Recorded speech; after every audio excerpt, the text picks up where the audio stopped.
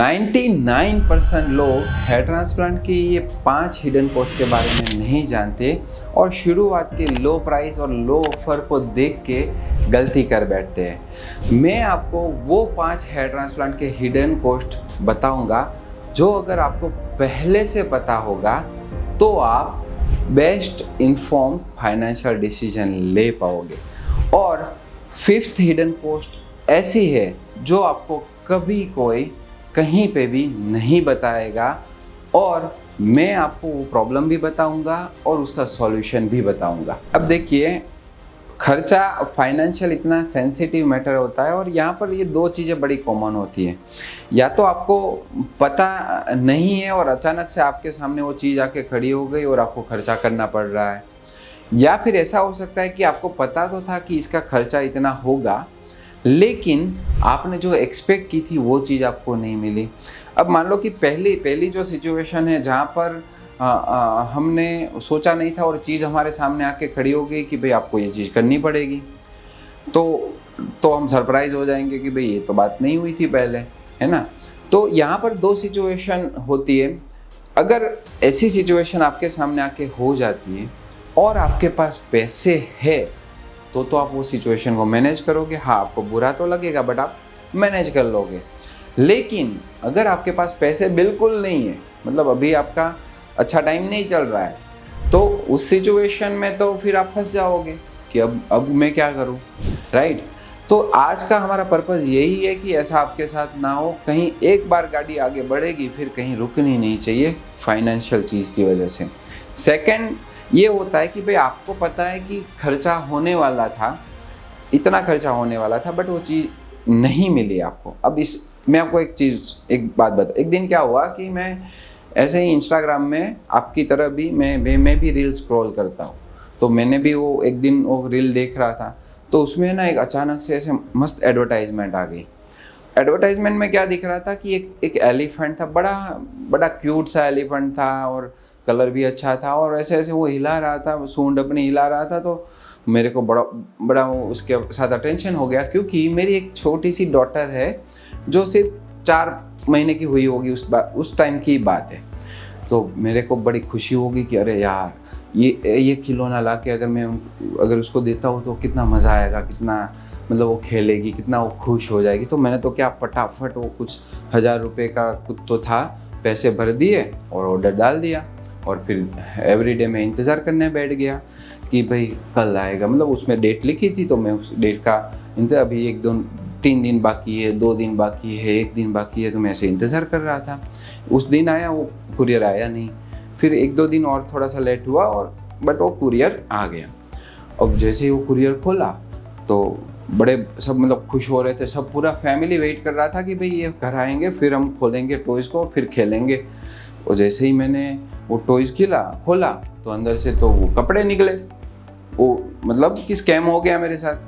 तो और वो उसका नाम ब्लैक ब्रूक है। बाय द वे, अगर आप आपके सामने उसकी एडवर्टाइजमेंट आ रही है, मत खरीदना। मैं बहुत ईमेल कर चुका हूँ, कुछ उसमें से रिस्पॉन्स नहीं आता है। लेकिन यहाँ पर बात ये है कि भाई मैं कुछ करना चाहता था अपनी डॉटर के लिए, जिसके लिए मैंने वो खर्चा किया।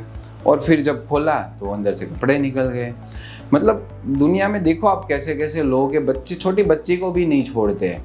तो जब आपके सामने ऐसी चीज़ें हो जाती है तब उसको मैनेज करना डिफ़िकल्ट होता है। और आज हम मेक श्योर करेंगे कि 99% ऑफ द टाइम आपके साथ ये दोनों में से कोई भी चीज़ कभी ना हो।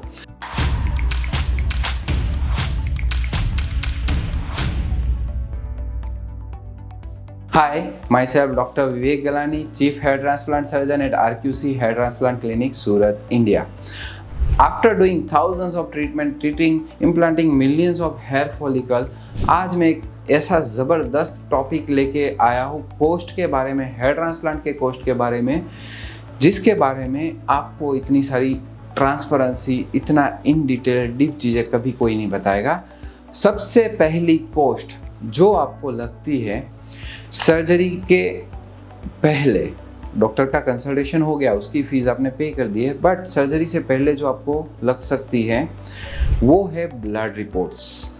जब आप ब्लड रिपोर्ट के लिए जाओगे, अब यहाँ पर आपके पास दो ऑप्शन हो सकते हैं। आइदर वो क्लिनिक उसका चार्ज आपको सेपरेटली आपको पे करना पड़ रहा है, या फिर आपको जो भी पैकेज दिया गया है उसमें वो चार्ज इंक्लूड हो गया है। दोनों में से गलत कुछ नहीं है। गलत सिर्फ ये है होता है अगर आपको वो चीज़ पता नहीं है तो। अगर आपको, हमारे क्लिनिक में बहुत सिंपल सिस्टम है, क्योंकि हमारे जो पेशेंट है वो बाहर से आते हैं, तो हम उनको सिंपली बोल देते हैं कि आप कहीं से भी अच्छी लेबोरेटरी से आप रिपोर्ट करवा सकते हो और हमें व्हाट्सएप करिए, दैट इज़ फाइन। तो हमें रिपोर्ट से मतलब है। कहने का मतलब ये है कि दोनों चीज़ सही है अपनी जगह पर, बस आपको पता होनी चाहिए। दूसरी कॉस्ट सर्जरी की, मतलब कि सर्जरी का जो आप पैसे भर रहे हो उसमें क्या क्या आ रहा है वो आपको पता होना चाहिए। अब देखिए, कई बार ऐसा होता है कि आपने कुछ कोई ऑफर सुन लिया आपने, चलो सर्जरी करवाते हैं, फिर आपको जब बिल आता है तो बिल बड़ा आता है, क्योंकि उसमें अलग से मटेरियल कॉस्ट लगी है, जो सर्जरी के दौरान सर्जरी में जो मेडिकेशंस यूज़ हुई है उसकी कॉस्ट आपके ऊपर डाल दी है। फिर मटेरियल्स के सिवा ओटी चार्ज लग गया है, या फिर कोई विजिटिंग डॉक्टर्स आ रहे हैं तो उनका चार्ज लग गया है। तो ऐसे करते करते जो आपने सोचा था उससे ज़्यादा आपके सामने आ गया। तो मेक श्योर करना है कि ये आइदर आपको ये चीज़, अगेन वही चीज़ है, या तो अगर आप सेपरेट से ली जा रही है आपसे तो आपको पता होना चाहिए, और अगर पैकेज में है कि नहीं वो बात भी आपको पता होनी चाहिए। दोनों चीज़ अपनी अपनी जगह पर सही है। अगर अलग से लिया जा रहा है कोई प्रॉब्लम नहीं है, जेब तो एक ही है, एक ही जेब खाली हो रही है। आपको मेक श्योर करना है कि मेरे जेब में से कितने पैसे जाएंगे on the day of surgery. तीसरा जो खर्चा आपको लगने वाला है वो है पोस्ट ऑफ मेडिकेशन, सर्जरी के बाद यूज़ की जाने वाली दवाइयाँ। ये दो तरह की होती है, एक होती है शॉर्ट टर्म और एक होती है लॉन्ग टर्म। शॉर्ट टर्म दवाई मतलब वो दवाई जो आपको 5 या 7 दिन के लिए दी जाती है, जिसमें एंटीबायोटिक्स, पेन किलर्स वगैरह आते हैं। तो कुछ जगह ऐसी होती है जहाँ पर ये मेडिकेशन पैकेज में इंक्लूड होती है, और कुछ जगह ऐसी होती है जहाँ पर आपको चार्ज सेपरेट पे करना पड़ता है। तो अगेन दोनों में से गलत कोई नहीं है, आपको बस पता होना चाहिए। पता नहीं है तो वो गलत है, ठीक है। लॉन्ग टर्म मेडिकेशन ऐसी है कि जो आपको बताया जाता है कि आपको 3 महीने खाना है, 6 महीने खाना है, 12 महीने खाना है, जो भी ड्यूरेशन डॉक्टर्स बताते हैं, क्लिनिक आपको बताते हैं। तो वहाँ पर भी आपको मेक श्योर करना है कि भाई अप्रॉक्सीमेटली टेंटेटिव कितना खर्चा आएगा, आप रेंज जान सकते हो। ऐसा तो नहीं है कि भाई 10,000 की दवाई आ जाएगी, तो 1500, 2000, 2500, 3000, 1500 से 3000 आप गिन के चलो, क्योंकि वेरिएशन है ना, सिटी वाइज भी रहता है। मुंबई में, दिल्ली में मेडिसिन का कॉस्ट आपको अलग लगे, यहाँ पर कॉस्ट अलग लगे, कंपनी वाइज वो कॉस्ट अलग अलग रहता है, काफ़ी चीज़ें रहती है। तो जस्ट आपको पूछ लेना कि भाई मुझे कितना खर्चा लगेगा, जो भी ड्यूरेशन हम बात कर रहे हैं, 6 महीने का लगेगा तो कितना लगेगा, 12 महीने का लगेगा तो कितना लगेगा। तो इससे क्या है ना, आप अपनी जो प्लानिंग है ना बहुत अच्छे से कर पाओगे। सारा पैसा आपने ट्रांसप्लांट में डाल दिया, फिर दवाई लेने का टाइम आया तो आपको प्रॉब्लम हो गई, तो फिर ऐसे काम नहीं होगा। हमको तो आगे का भी देखना है, ठीक है। चौथी चीज़, पीआरपी और बाकी जो भी ट्रीटमेंट्स है, जैसे लेज़र ट्रीटमेंट है, उसके कॉस्ट के बारे में भी आपको अवेयर होना है।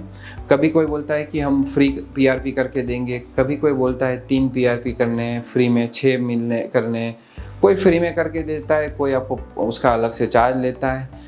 व्हाटएवर, दोनों में से कुछ भी हो, आपको बस मेक श्योर करना है कि भाई क्या ये पैकेज में है, क्या ये फ्री है, क्या इसका मुझे अलग से खर्चा लगना है। तो आप अच्छे से उस चीज़ को प्लान कर पाओगे। और जब मैं आपको 5th कॉस्ट बताऊँगा तब आपको कुछ अलग ही चीज़ें दिखनी शुरू होगी, अलग ही चीज़ समझ में आनी शुरू होगी जो आपने कभी भी नहीं सुनी होगी। अब वैसे यहाँ तक अगर आप मेरी वीडियो देख रहे हो तो मैं आपको एक और बोनस टिप देना चाहता हूँ, जो आपको अपनी हेयर ट्रांसप्लांट की जर्नी में बहुत ही ज़्यादा हेल्प करेंगे, और वो है choosing the right doctor, choosing the right clinic, choosing the right technology. अगर आप एक अच्छा हेयर ट्रांसप्लांट सर्जरी करना चाहते हो तो आपको मेक श्योर करना है कि आप एक क्वालिफाइड डॉक्टर को सिलेक्ट करें। आप एक ऐसा क्लिनिक ढूंढें जो आपको एक अच्छा रिजल्ट दे सके, आपको क्वालिटी केयर दे सके, और जो आपके लिए बजट फ्रेंडली भी हो। आपको रिव्यूज़, टेस्टिमोनियल्स, दोनों चीज़ें हमेशा चेक करनी है अपना डिसीजन लेने से पहले, कि ये जो क्लिनिक है यहाँ पर पेशेंट क्या बोलते हैं इसके बारे में। हम कैसे कोई रेस्टोरेंट में खाना खाने जाते हैं तो चेक करते हैं लोग क्या बोल रहे हैं खाना खाने के बारे में, तो अभी तो हम सर्जरी करवाने जा रहे हैं तो वो चीज़ चेक करनी है। अगर आपके आसपास चांसेस है कि सब लोग अच्छे सिटी से बिलोंग नहीं करते हैं, अगर आपके पास आसपास कोई अच्छे डॉक्टर नहीं है, अच्छे क्लिनिक नहीं है, तो आप बिल्कुल चिंता मत करिए। हमारे क्लिनिक में ऑनलाइन कंसल्टेशन का ऑप्शन भी अवेलेबल है, जिसमें मैं आपके साथ 1 to 1 बात करूँगा, आपकी प्रॉब्लम को समझूंगा और आपको एक ऐसा सॉल्यूशन देंगे जिससे हमारी लाइफ थोड़ी सी ईजी हो जाए। इसका लिंक मैंने नीचे डिस्क्रिप्शन में रखा हुआ है। अब मैं वो 5th कॉस्ट आपको बताने वाला हूँ, जिसके बारे में 99.99% लोगों को नहीं पता होता है। जैसे ही हमने अभी बात की थोड़ी देर पहले कि आपको वो पूछना है 3 महीने, 6 महीने या 12 महीने मेडिसिन का खर्चा कितना आएगा या पीआरपी का खर्चा आएगा। अब हम बात करेंगे उसके आगे की। मान लो आपको कहीं पे भी ऐसा बोला जाता है कि भाई 1 साल दवाई खानी पड़ेगी, आपको पूछना है 1 साल के बाद क्या। अगर आपको बोलता है कि 6 पीआरपी के सेशन मिलेंगे, 6 फ्री सेशन पीआरपी के मिलेंगे, आपको पूछना है 6 फ्री पीआरपी सेशन के बाद क्या। ठीक है, क्योंकि ये चीज़ जो है ना वो आप बहुत बुरी तरीके से मिस कर रहे हो और यहाँ पर ही गलती हो रही है। आप एक चीज़ समझिए, आप मेडिकेशन क्यों खाते हो सर्जरी के बाद, आप पीआरपी क्यों करवाते हो हेयर ट्रांसप्लांट के बाद, इसका रीज़न कुछ और है और आप करते कुछ और चीज़ की वजह से हो। हमने हेयर ट्रांसप्लांट करवाया, हमारी मेंटल साइकोलॉजी ये हो जाती है कि मैंने हेयर ट्रांसप्लांट करवाया है तो मुझे 1 साल मेडिसिन खाना है। अरे आप मेडिसिन आपने ट्रांसप्लांट करवाया कि नहीं करवाया उसके साथ मेडिसिन का कोई वास्ता नहीं है। आपको मेडिसिन इसलिए खाना है कि आपके जो बाकी बचे हुए बाल है वो बचे रहे। अब वो बचे हुए बाल क्यों जा रहे थे पहले दिन, वो क्यों जा रहे थे, क्योंकि आपके बॉडी में वो डीएचटी हार्मोन है और वो डीएचटी हार्मोन एक्टिवली ब्लड नहीं जाने दे रहे तो वो बाल वहाँ से जा रहा है। क्या आप हेयर ट्रांसप्लांट करवाओगे तो डीएचटी हार्मोन बंद हो जाएगा? क्या आप 6 महीने 1 साल हेयर ट्रांसप्लांट के बाद वो डीएचटी हार्मोन बनना बंद हो जाएगा? क्या 5 साल के बाद वो बंद हो जाएगा? वो कभी बंद नहीं होगा, हमेशा बनता रहेगा जब तक आप जिंदा रहोगे। मतलब ये है कि उसके बाद भी खर्चे आते हैं और वो खर्चे जो होते हैं उसके बारे में आपको नहीं पता होता है, इसीलिए वहाँ पर दिक्कत हो जाती है। आप 1 साल 3 महीने खर्चा करोगे क्योंकि आपको बोला गया है 6 महीना खर्चा करना है, फिर 7वें महीने पे अगर उस टाइम पे बताते हैं तो ठीक है, आप अगर पॉसिबल होगा तो आप खर्चा कर लोगे। वो मैंने जो आपको एग्जांपल दिया कि कुछ खर्चे ऐसे होते हैं जो आपके सामने सरप्राइजली आ जाते हैं। अगर आपके पास पैसे है तो आप कर पाओगे, नहीं है तो नहीं कर पाओगे, नहीं कर पाओगे तो आपके पुराने बाल चले जाएंगे।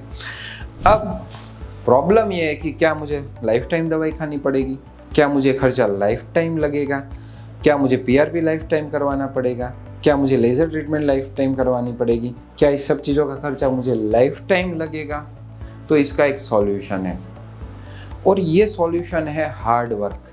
आपको मेहनत करनी पड़ेगी, आपके साथ आपके डॉक्टर को भी मेहनत करनी पड़ेगी और मैं आपको 4 वो स्टेप बताऊंगा, 4 स्टेप का वो फॉर्मूला बताऊंगा जिसको फॉलो करेंगे आप तो ये सारी चीज़ों का आपको काफ़ी हद तक सॉल्यूशन मिल जाएगा। सबसे पहली चीज़ वो है हेयर केयर रूटीन और स्काल्प केयर रूटीन, यानी कि प्रोसीजर के बाद आपको ये पता होना चाहिए कौन सा ऑयल यूज़ करूँ, कौन सा शैम्पू यूज़ करूँ, कितनी बार करूँ, कौन सी सीज़न में करूँ, कौन सी सीज़न में ना करूँ, क्या कोई नेचुरल हेयर मास्क आते हैं जिसका यूज़ करके आप अपने हेयर को सॉफ्ट बना सकते हो, ग्रो करवा सकते हो, हेल्दी रख सकते हो। ऐसे हेयर मास्क जो आप घर पे भी बना सकते हो अगर आपको ऐसी चीज़ मिल जाए तो। सेकंड चीज़ होती है डाइट और एक्सरसाइज। ये सब बोलते हैं और लोग इसको सीरियसली नहीं लेते हैं, लेकिन ये बहुत इंपॉर्टेंट चीज़ है जो अल्टीमेटली आपके रिजल्ट को रखने में आपकी हेल्प करेगी और आपको दवाई नहीं खाना पड़ेगा। अब डाइट में आपको हाई रिच प्रोटीन डाइट लेना ज़रूरी है। अगर आपके जो डॉक्टर हैं, आपका जो क्लिनिक है वो ऐसी कोई डाइट बना के दे जो आप डे टू डे लाइफ में यूज़ कर सको। अगर मैं आपको बोलूँगा देख भाई बाल चाहिए तो रोज़ 50 ग्राम दही खाना पड़ेगा, तो आप समझ सकते हो वो कितनी ईजी हो जाती है करनी। अगर मैं आपको कुछ फैंसी चीज़ें बता दूँ कि नहीं भाई तुमको ये वाला कुछ ऐसे सीड खाने पड़ेंगे, then it will be very difficult for you to do. Right. तो हम क्या करते हैं कि वो जो डाइट है ना वो कष्ट ऐसी करते हैं कि ताकि आप उसको अच्छे से यूज़ कर पाओ और कॉमन हो सब चीज़ें मिलना, तो आप उसको अच्छे से कर पाओगे। अब एक्सरसाइज क्यों करनी है भाई? एक्सरसाइज तो करनी पड़ेगी क्योंकि आपके बॉडी में जो डीएचटी हार्मोन का प्रोडक्शन हो रहा है वो अनकंट्रोल्ड है, अनस्टेबल है, और एक्सरसाइज करने से उसको स्टेबिलिटी मिलेगी। अब एक्सरसाइज कौन सी करनी है, योगा, मेडिटेशन, इस सब चीज़ों के बारे में बात करेंगे ताकि आपको स्ट्रेस, आपका जो स्ट्रेस है उसको मैनेज कर पाए। आप समझ रहे हो, देयर इज़ अ प्रॉब्लम, एक प्रॉब्लम है कि भाई ये प्रॉब्लम लाइफ टाइम चल सकती है, but there is also a solution. तीसरी चीज़ वो है मेडिकेशन। देखो आगे जाके मेडिकेशन कम हो सकती है अगर आप नंबर 1 और नंबर 2 को अच्छे से कर रहे हो, और ये प्रूफ है। हमारे पास एक पेशेंट है जिनकी सर्जरी 2021 में हुई थी, 6 महीने दवाई खाई, आज की तारीख में एक भी गोली नहीं खाते, सिर्फ और सिर्फ फोकस करते हैं अपनी लाइफस्टाइल के ऊपर, आज भी उनका एक बाल नहीं हिला है। And that is true. कहीं ना कहीं कभी ना कभी मैं उसके बारे में भी केस स्टडी आपको दिखाऊंगा। चौथी चीज़, मोस्ट इम्पॉर्टेंट चीज़ जो है, follow up with your doctor. देखिए कुछ चीज़ें, ये गलती आपको कभी नहीं करनी है हेयर ट्रांसप्लांट करने के बाद। अगर आपके डॉक्टर आपको बोलते 3 महीने के बाद आना है, 4 महीने के बाद आना है, 6 महीने के बाद आना है, 1 साल के बाद आना है, तो आपको वहाँ पर जाना है। अगर आपको डॉक्टर ऐसे बोलते हैं कि नहीं हो गया अभी जाओ, अभी आपको मिलने की ज़रूरत नहीं है, तो आपको उसको छोड़ के दूसरे को पकड़ना है। मे बी उनके पास जो भी आपको देने के लिए वो ख़त्म हो गया है, तो आप दूसरे डॉक्टर को, आपका लक्ष्य और आपका गोल एक ही होना चाहिए कि मेरे बाल हेल्दी रहे, सुरक्षित रहे, दोनों बाल, मेरे ट्रांसप्लांटेड हेयर और मेरे एग्जिस्टिंग हेयर, दोनों सही सलामत रहे। अगर आप ये चीज़ आप अच्छे से कर रहे हो और आपको कराने वाला भी जो है वो अगर अच्छे से कर रहा है, तो आपकी प्रॉब्लम सॉल्व हो ही सकती है। जैसे महाभारत में श्री कृष्ण भगवान ने अर्जुन के सारथी बने थे और वो युद्ध जीतने में उनकी मदद की थी, इसी तरह आपको एक सारथी की ज़रूरत पड़ेगी जो आपकी डोर को अच्छे से संभाल सके। उसके बिना आप ये जर्नी नहीं निकाल सकते। अगर आपने हमारे ये पेशेंट की हेयर ट्रांसप्लांट के रिज़ल्ट की जर्नी नहीं देखी है, तो आप डेफिनेटली देखिए कि कैसे उनका मंथ बाय मंथ ग्रोथ हुआ है और कैसे उनका रिज़ल्ट आया है। मैं लिंक डिस्क्रिप्शन में डाल रहा हूँ। अगर आपने सब्सक्राइब नहीं किया है तो डेफिनेटली हमको सब्सक्राइब करें please. Thank you so much for watching our videos.